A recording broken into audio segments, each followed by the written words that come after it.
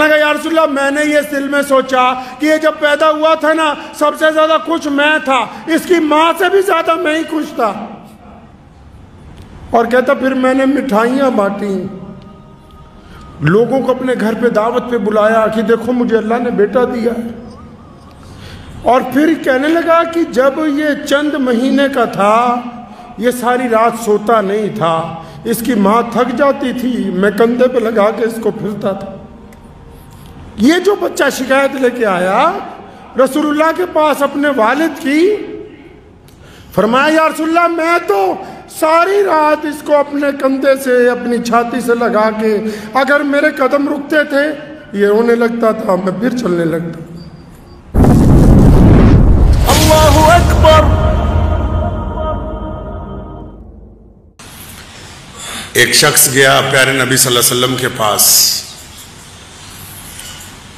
شکایت کر دی جا کے یا رسول اللہ میرا باپ جو ہے نا میری غیر موجودگی میں میرے کمرے میں جا کے میرے سامان چھیڑ دیتا ہے۔ باپ اولڈ ہو گئے نا، مطلب وہ دکیانوس ہو گئے آج کی اولاد کے نزدیک، اولاد کو زیادہ پتا ہے کہ کیا کھانا ہے کیا پہننا ہے۔ تو جا کے شکایت کر دی اللہ کے پیارے نبی صلی اللہ علیہ وسلم کے پاس کہ یا رسول اللہ میرا باپ نا میرے گھر میں جب میں جاتا ہوں میرا مال ادھر ادھر کر دیتا ہے کہ میرے پیسے بنا پوچھے مجھ سے خرچ دیتا ہے، کسی کو اٹھا کے دے دیتا ہے۔ تو قانون تو دنیا کو یہی کہتا ہے کہ وراثت میں سے جو ملے سو ملے، جو خود کمایا ہو اس میں کسی کا دخل نہیں ہے۔ اللہ کے نبی علیہ السلام نے اس کی بات جب سنی تو ایک صحابی کو بھیجا کہ فلاں شخص کو بلا کے لاؤ جس کا بیٹا شکایت کے لیے آیا ہے۔ اب وہ بندہ گیا، اس نے جا کے اس بندے کو کہا کہ تیرے بیٹے نے اللہ کے نبی علیہ السلام کے پاس تیری شکایت کر دی ہے، چل تجھے بلا رہے ہیں۔ اب جب یہ گھر سے چلا، جس کی شکایت ہے جس کی پیشی ہونی ہے باپ جب گھر سے چلا کہ بیٹے نے شکایت کر دی نبی علیہ السلام کی حضور، تو باپ راستے میں کچھ گنگنا رہا ہے، اپنے دل کے اندر کچھ باتیں کر رہا ہے۔ کیا باتیں کر رہا ہے؟ کہتا ہے یار دیکھ اس نے جا کے رسول اللہ کے پاس میری شکایت کر دی ہے، اور دل میں اس نے بہت ساری باتیں اپنے بیٹے کے متعلق سوچی۔ ابھی جب وہ پہنچا دربار رسالت صلی اللہ علیہ وسلم میں تو یہ ہونا تو یہ چاہیے تھا کہ رسول اللہ اس سے پوچھتے کہ ہاں بھائی تم کیا کرتے ہو، کیوں اپنے بیٹے کا مال خرچ کرتے ہو، کیوں اس کا سامان خرد برد کر دیتے ہو۔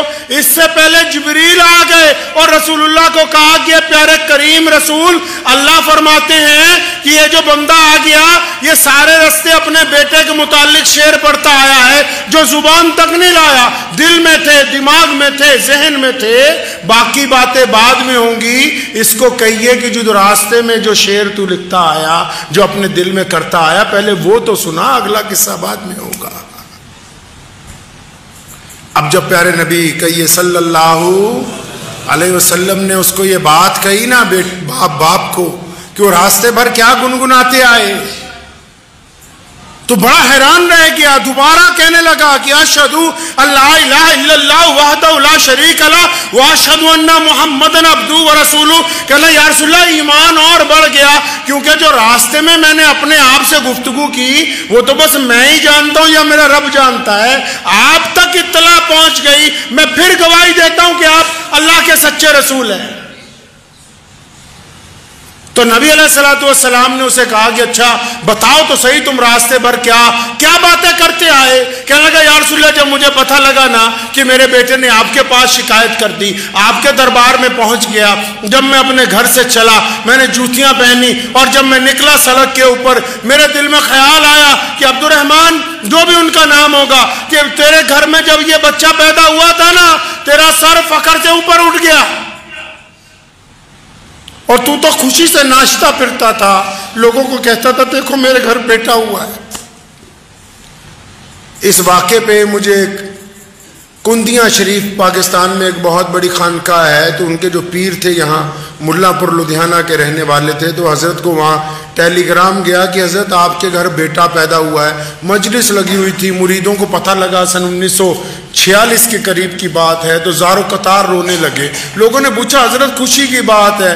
فرمایا خوشی تو اس بات کی ہے نا کہ اللہ نے بیٹا دیا, ڈرتا اس بات سے ہوں کہ بڑا ہو کے کہیں میری بدنامی کا باعث نہ بن جائے, اللہ اس کا مقدر اچھا کر دے.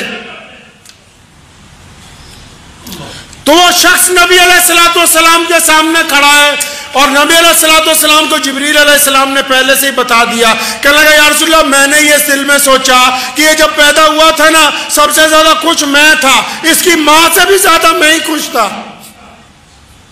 اور کہتا پھر میں نے مٹھائیاں بانٹی, لوگوں کو اپنے گھر پہ دعوت پہ بلایا کہ دیکھو مجھے اللہ نے بیٹا دیا. اور پھر کہنے لگا کہ جب یہ چند مہینے کا تھا یہ ساری رات سوتا نہیں تھا, اس کی ماں تھک جاتی تھی, میں کندھے پہ لگا کے اس کو پھرتا تھا. یہ جو بچہ شکایت لے کے آیا رسول اللہ کے پاس اپنے والد کی, فرمایا یا رسول اللہ میں تو ساری رات اس کو اپنے کندھے سے اپنی چھاتی سے لگا کے اگر میرے قدم رکتے تھے یہ رونے لگتا تھا, میں پھر چلنے لگتا ساری رات. فرمایا یا رسول اللہ پھر ایک ایسا وقت آیا یہ بڑا بیمار ہو گیا. جب یہ سخت بیمار ہوا مجھے اور میری بیوی کو اندیشہ ہوا کہ کہیں اس کی جان نہ نکل جائے. ہماری حیثیت نہیں تھی کہ ہم بڑے بڑے حکیموں کو پیسے دیتے, بڑے بڑے ڈاکٹروں کو پیسے دیتے. ہم نے اپنا تن بیچ کر اپنا سامان بیچ کے اس کا علاج اس وقت تک اس کا علاج کرایا جب تک اللہ نے اس کو واپس شفا نہیں دیتی.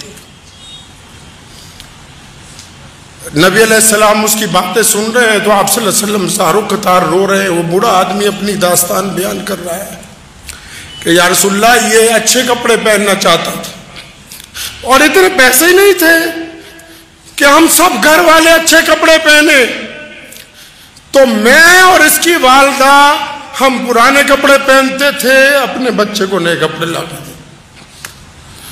اور پھر اس نے کہا کہ یا رسول اللہ اس کو ہم نے پڑھنے کے لیے بھیجا, جہاں ہم مزدوری کرتے تھے وہ لوگ تانے دیتے تھے کہاں ادھر ادھر چلا جاتا تھا.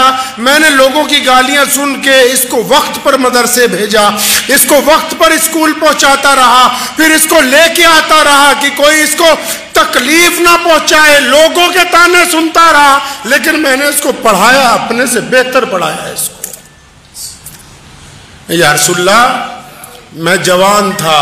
اس بوڑھے نے کہا یا رسول اللہ میں جوان تھا, میری ہڈیوں میں سے جو گوشت ہے, میری ہڈیوں میں جو خون ہے, میں نے اس انداز سے محنت کی اپنی اولاد کے لیے کہ آپ یہ دیکھیں یہ 25-30 سال کے بعد میرا گوشت, میری طاقت, میرا خون وہ اس میں منتقل ہو گیا ہے. یہ اب جوان نظر آتا ہے اور میں بوڑھا ہو گیا ہوں. اور میرا یہ خواب تھا کہ جب میرا بچہ بالکل جوان ہو جائے گا تو یہ پھل دے گا مجھے. نبی علیہ السلام نے جب اس کی یہ باتیں سنی نا اس بوڑھے آدمی کی, تو اس نوجوان کو جو قریب میں بیٹھا ہوا تھا جس نے اپنے باپ کی شکایت لگائی تھی, اس کو یہاں سے ایسے گریبان سے ایسے پکڑا.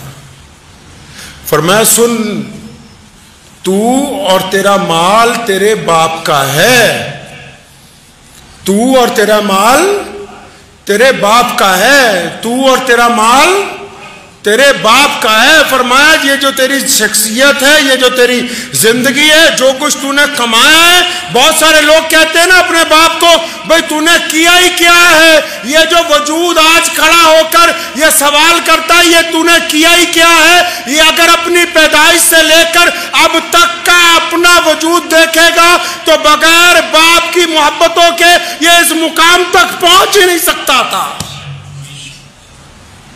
میں مانتا ہوں کہ ماں جو ہے وہ ان بچے کو پالتی ہے.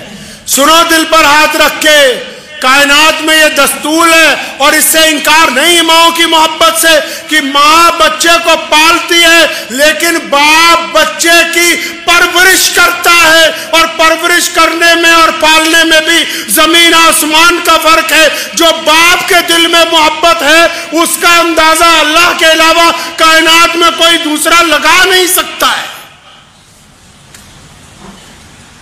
पढ़िए कुरान पाक के अंदर जिक्र है सूरह यूसुफ में, जब यूसुफ अलैहिस्सलाम गुम हो गए, उनके भाइयों ने उनको खुर्द-बुर्द कर दिया, जब कुआं के अंदर डाल दिया तो यूसुफ अलैहिस्सलाम के वालिद सैयदना याकूब अलैहिस्सलाम, बताओ तो सही है दुनिया के इंसानों, वो कौन है जिसकी याद में सैयदना याकूब अलैहिस्सलाम रोते रहे? वो कौन है जिसकी याद में सैयदना याकूब अलैहिस्सलाम खाना खाना भूल गए? वो कौन है जिसकी याद में सैयदना याकूब अलैहिस्सलाम इतना रोए, इतने साल रोए कि दोनों आंखों की रोशनी खत्म हो गई? वो और कोई नहीं, सैयदना याकूब के लखते जिगर उनके बेटे हजरत यूसुफ अलैहिस्सलाम है।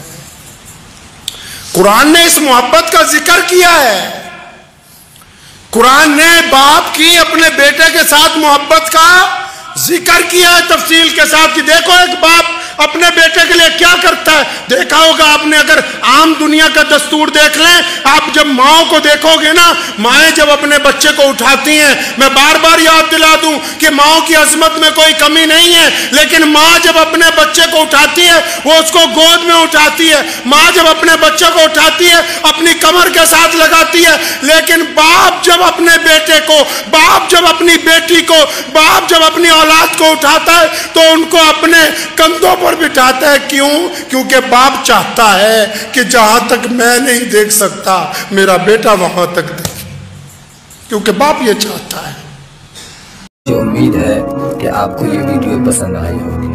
अगर पसंद आई हो तो ये आप अपने दोस्तों के साथ शेयर करें और इस चैनल को सब्सक्राइब जरूर करें।